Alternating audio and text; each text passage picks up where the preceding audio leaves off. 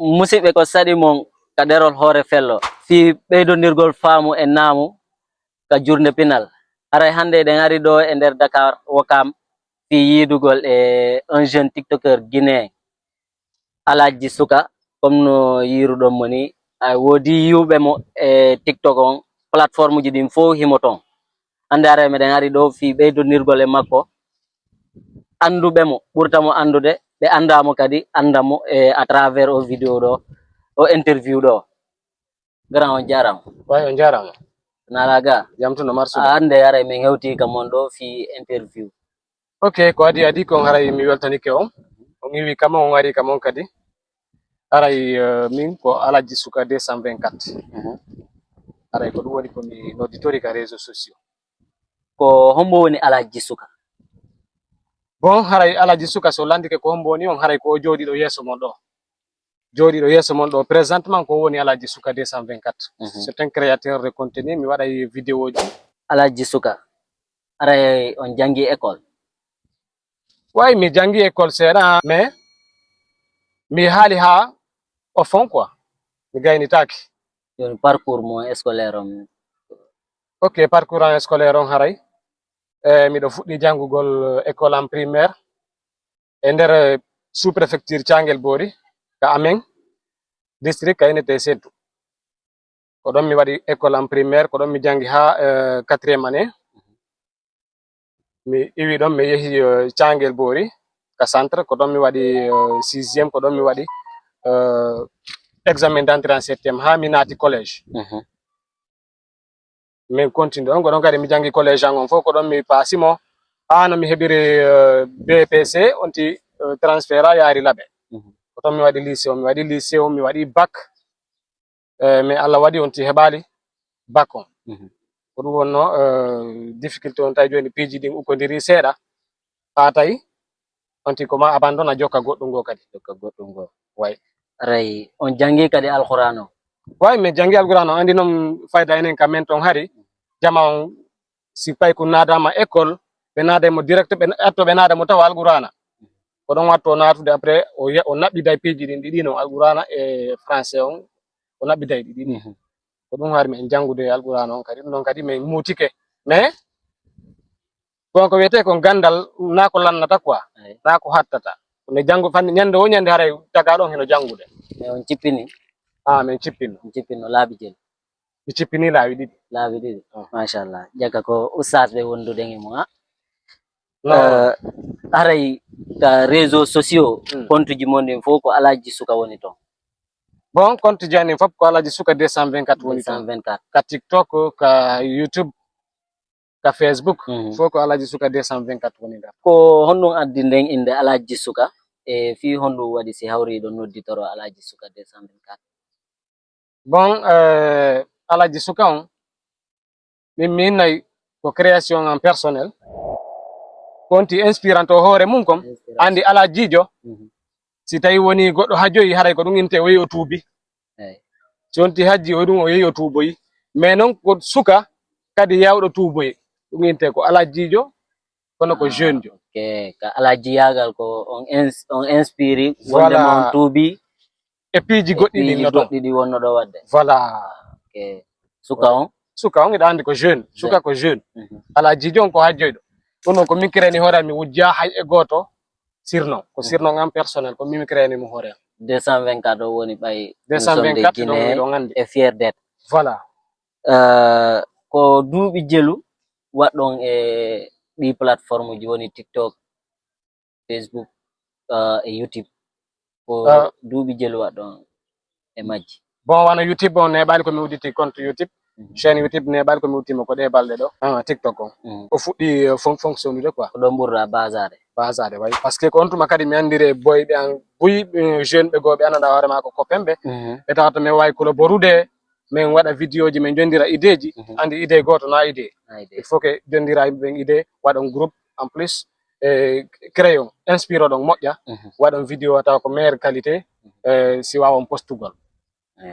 way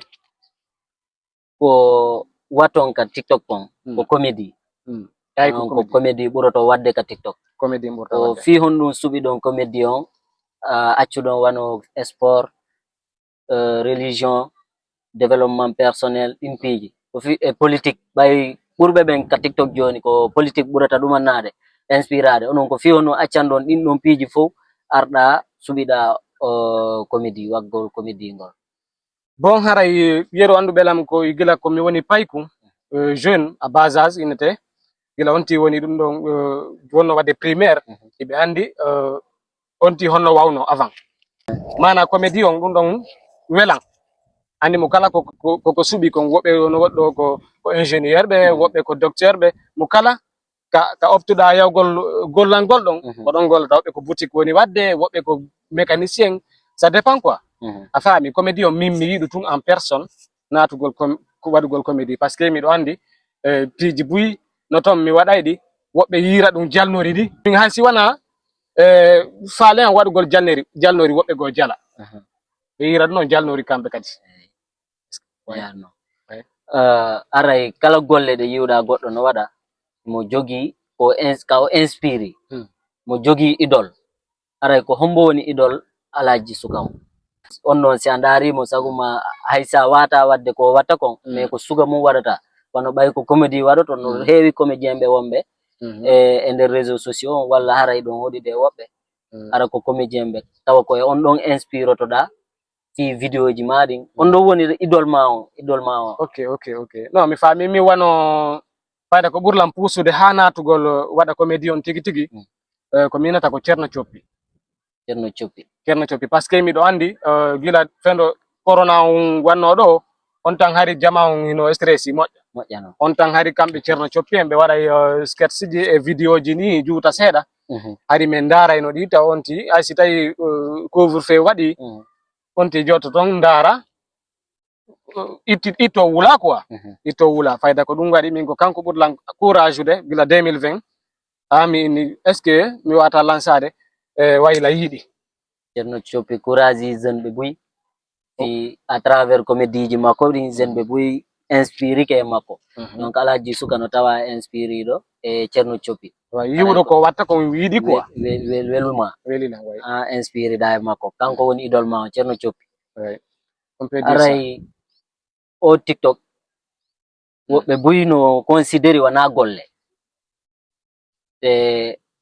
neɗɗo be neɗɗo no wodi haray passion ma on ko ɗum noon innete haray Alaji Suka passion makko on ka TikTok mais himo jogi golle ɗe annanda hoore mako ɗum ɗo woni métier makko ɗen ko hondu woni golle professionnel Alaji Suka ɗen bon ɗon mi ɗon haray miɗo yaafini question o oɗa andi ɓe sikka e on ala golle min nayi yeru ɓe wonɓe sikkude min ala golle haray yoɓe sikku min ala golle wayno hiɓe yiwde ga meɗen golude ka TikTok hiɓe andi haray kamɓe ko puydan hiɓe sikku ɗum noon ko puydan minen kadi ɓe acca men ɗon min siŋo ɗon golle professionnel ko nder kon yoɓe acci ɗumen e mum quoi mais Alaji Suka komo cangel boori Alaji Suka komo cangel boori aray nini ko abonné ɓe jelota o jogi ɗon e nder TikTok on bon content TikTok ara noon o bonno nini omo mi udditine ɓaali o heeɓi plus de 100 000 abonnés bon machallah hande sa yaltitiɗo e jeunesse ɓe cangel boori ɓe na oɗo dey komo cangel boori ko kanko ɓuura sivede e nder TikTok bon ɗum hay fus ressentiment on ɗon ko honɗum waɗatama ko honɗum welo tum par ce que mi yiya yimɓe buyi no ari ara ina ko ɗo ko Alaji Suka ni ara ina accu fiyalla tiro den photo comme César sifa ɗin piiji ta woɓɓe ko andunoɓe lan gila law woɓɓe hara andalan no yiide lan tun ka réseaux sociaux kono anda hare komo cangel boori mais si ɓe yi hara ɓe welti ɗum ko welo noon ɗum ko welo noon min miɗo weltani fof kadi ɗum ɗon ɗum woni ressentiment oui message mo jonno toon jeunesse fulɓe ɓen plus particulièrement jeeyaɓe cangel boori bon ɓay cangel boori no yaaji mi sikki ko 11 district no yaaji oui c'est vrai ko 11 district ay no Alaji Suka komo sentu aray ɓe sentu ɓen kadi ko yo on fof abonno ɗon ka page Alaji Suka suivon mo okkonmo doole cangel boori fop no noddita ka page makko yoɓe abonno ɓe okkamo doole ko passion makko donc neɗɗo sa wallaymo a wallaymo e hoore passion makko on kanko ko ka TikTok ɗo mo simo wadde toon continue aray mo yi nder ton hoore makko donc wona kanko wata abonanade hoore makko wona copain ɓe makko 2 à 3 wata mo abonanade ko musidal ngal rek Guinée fo waray no dita yo abono ka alaji suka 224 aray ko hondu jonno ton conseil fulbe ben plus particulièrement jeunesse Thiangel Borion bay enen ko ono milan andi ko Thiangel Bori haray si Guinée sendama ko Thiangel Bori burani o ɗon min hotirta bon haray miɗo weltano fof miɗo conseil à jeune ɓe ɓen jeunesse Thiangel Bori on heɓugol courage yiɗa ka mum onti hara si yalti ɗaɓɓere innali min mi yalti yonti anditu ka iwi ɗon simo woni ka o woni ton par ce que mo be men no yeli hotugol ɗo waɗoya ton rêve mum ko rêve waɗugol tun ko ya golla goɗɗum walla waɗa goɗɗi ko wura ka mum hoten ka men min ko ɗum min nata en fop kala jeune jo jeeyaɗo lagine wakkiloɗen no hotiren ka men gollen ton quoi parce que min ko ɗum ɗon mi ɓuri yiyande enen jeune ɓe yaltuɓe ɓen en hawki ka men innete par ce que a yeyi ɗo village tawa ko mawɓe nawyuɓe ɓen ɓuri ɗuɗde kadi nder village e di jeune sen ñeyinino enen jeune yaltuɓe ɓen e yeehi e ɗaɓɓi emploi ji ka gollen kammen ton wodi goy no heewi tew yaltu rek no heewi tew so yeehi en heɓay ko gollen wonen kammen taw onti wona ta ko mawɓe mum ɓe par ce que min miɗo andi yaltugol ngol no mari avantage kono sa yalti ndaaru ko a yiyali kama kon ƴetta ɗon naɓa ton kala si doginay dogitira yo dogitir ka mum quoi min ko ɗum mi wajoto jeunesse on fof aray ko yon abono soutenir mo ka nyanduɓe tiktokeɓe inneteɓe ko ɓen ɗo ɓuri nyanduɓe ɗon o ƴawa dow ton aray ko enen noon jeunesse fulɓe ɓen jeunesse lagine on e plus particulier wawatamo wallude ɗum noon par ce que ko jeune jo marɗo ambition neɗɗo si jogui ke ambition on noon ko wallugol mo rek wawatamo waɗude a wallatamo financièrement kono no wodi ka wallirtamo anda waya wallimo ok ala jara weltanama votre dernier mot haray on fo yiɗon weltana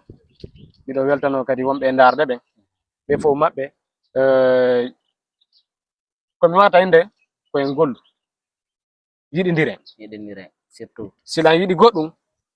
a watala wallude mum accam mi jokkat komi yiɗi kon wata goɗɗo décourage goɗɗo e ko yiɗi kon a faami piiji ɗin mo kala eno yiɗiri nawrde hoore mum nawra aduna mum par ce que mo kala koye surro faala mo be no woni koyen ka woni koye wallidir on woni wallidiral ngal mo be naɓen ɗum ka wawi ɗon naɓen mo ka yiɗi ɗon ko ɗum ɗo nderni mo jarama aray merci beaucoup weltanama awa merci